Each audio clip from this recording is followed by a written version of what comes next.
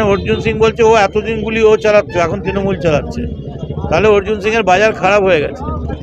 মানে আগে তো ক্লেম করতো বাটপাড়া মানে যা আছে আমি, তাহলে এখনো গুলি খাচ্ছে, মানে এখন লোকে বলছে এই অর্জুন গুলি খা, তার মানে অর্জুনের বাজার খারাপ হয়ে গেছে।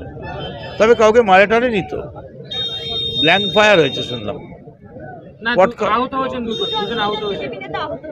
হতে পারে, দেখে নেবে। তবে ওগুলো ওই স্থানীয়ভাবে হয়েছে, আমি অত ডিটেলস বলতে পারবো না। তবে পুরো বাংলাটাকে বন্ধ করে দেবো, 15 কোটির বাংলা, আজকে কত হাজার কোটি টাকার সব শব্দ হয়ে গেল, তাতে এরকম দু একটা আমাদের পুলিশ কমিশনার, ডেপুটি কমিশনার, তাদের মাথা ফেটে গেছে, হেড ইঞ্জুরি হয়ে গেছে।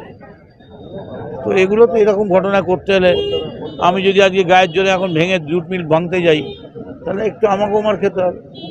পলিটিক্স করলে তো জলেতে নামিব, সাঁতারও কাটিব, জল ছোঁবো না, তা তো হয় না।